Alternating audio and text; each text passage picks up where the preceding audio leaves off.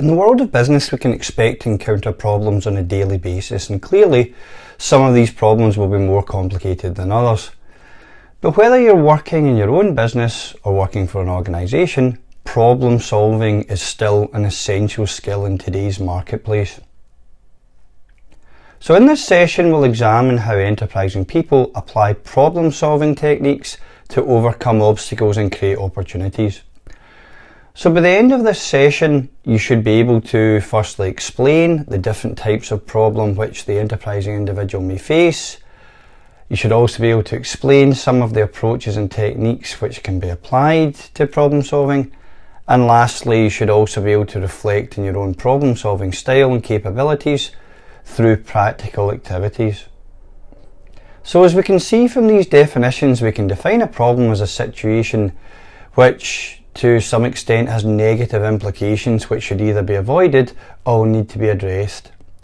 Problems are dealt with through the process of problem solving, which involves analysing the problem and applying approaches and techniques which offer potential solutions. Problem solving itself can be either reactive, which involves responding to a problem as it presents itself, or proactive, whereby we try to prevent problems from ever presenting themselves at all. And it should also be noted that problems often go unrecognised or are not dealt with effectively, and this can cause problems to evolve and grow if this is not checked. So in this session, we'll look at how to avoid this and to approach problem solving in a structured way in order to get better outcomes. Now in real terms, we're constantly exposed to problems in life, at work or at home. However, problems often present opportunities to do things better. Undoubtedly, however, it's human nature to focus on small problems which are easy to solve, but often deeper underlying problems lie at the heart of this. So we need to be open to actually looking for problems on an ongoing basis, not for its own sake, but as an opportunity to identify ways in which we can improve.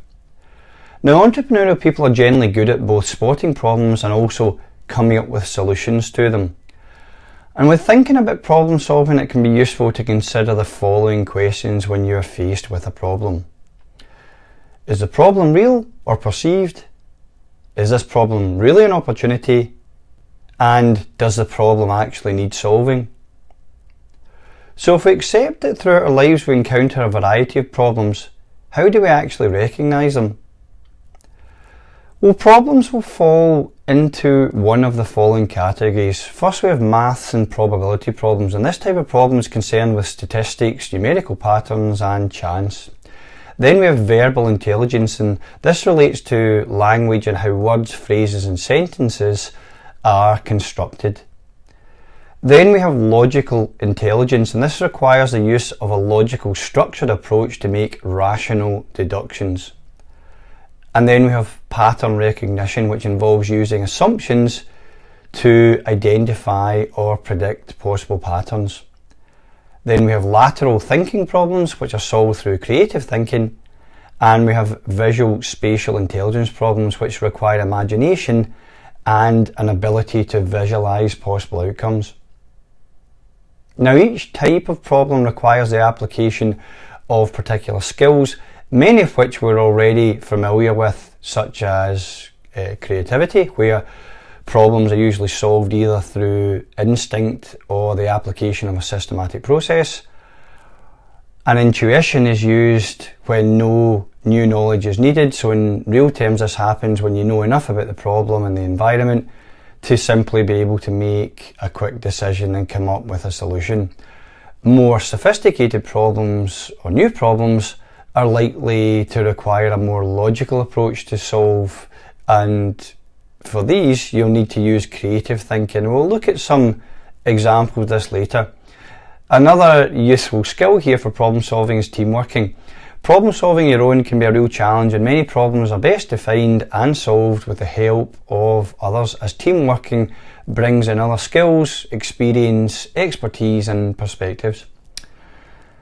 Risk management is also useful in the context of problem solving, as it involves a certain amount of risk, and this risk needs to be weighed up against the consequence of not solving the problem at all.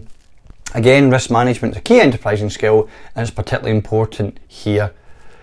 As is decision making. Now, problem solving and decision making are closely related skills, and making a decision is an important part of the problem solving process, as you will often be faced with various options and alternatives, and you really need to be able to identify the best course of action fairly quickly. Now, all problems have two features in common: goals and barriers. And firstly, we'll look at goals. Now, in order to solve a problem, we need to establish what our goal is, or in other words, what is the desired state of affairs that we will see if we manage to actually solve the problem. Goals can be anything that you wish to achieve or where you want to be. If you're hungry, then your goal is probably to find something to eat. If you're the head of an organisation, for example a CEO, then your main goal may be to maximise profits, and this main goal may need to be split into numerous sub-goals in order to fulfil the ultimate aim of increasing profits. Next, we have barriers, and if there were no barriers in the way of achieving a goal, then there would ultimately be no problem.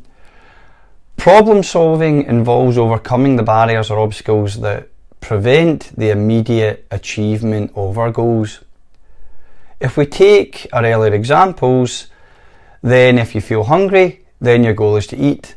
A barrier to this may be that you have no food available, so you take a trip to the supermarket and you buy some food, removing the barrier and thus solving the problem. Of course, for the CEO who wants to increase profits, there may be many more barriers preventing the goal from being reached, such as inadequate skills or funds to implement the desired changes within the organisation. The CEO needs to attempt to recognise these barriers and remove them, or find other ways to achieve the goals of the organisation. Whilst all problems come with their own set of challenges, many of these are so complex that we term them wicked problems. According to Riddle 1973, a wicked problem is a social or cultural problem that is difficult or impossible to solve for one or more of four reasons. The first of these is incomplete or contradictory knowledge. And in situations like this, the number of people and opinions involved, and the large economic burden or the interconnected nature of these problems with other problems causes huge challenges and barriers to actually solving the problems. The characteristics of wicked problems include, firstly, that there might be no criteria on which to determine whether you've actually been able to solve the problem. We also might encounter problems around the fact that solutions are not true or false, they're only going to be good or bad, and there are always more than one explanation and solution to any problem. Every wicked problem is also unique, and wicked problems can seem very intimidating, overwhelming, and some examples of these are global warming, the global financial crisis, the war on terrorism, sustaining a national healthcare system, or what to do when oil resources run out. We can also think about funding the security system, world hunger, environmental planning, and the fact that we live in an ageing world. Now, this quote highlights the extent of the challenges we face when trying to deal with extremely complex problems with no obvious and satisfying solution. Approaching complex problems can be very, very discouraging, but there's an even more complex category of problems which we term super wicked problems, and these have all the same issues associated with wicked problems, plus a whole range of new problems, such as the policies in place may actually take no account of the future, those seeking to solve the problem are actually causing it or interfering with it and making it worse, time's running out, or there's no central authority making decisions. So how do we actually problem solve in real terms? Well, addressing problems means that we tend to adopt one of two approaches: logical thinking and lateral thinking. Now, logical thinking is sometimes called vertical thinking, and to think logically we need to think rationally and in linear sequences, and in doing so we can work towards a predictable outcome. Lateral thinking allows us to be able to think more creatively and to use our imagination to solve problems.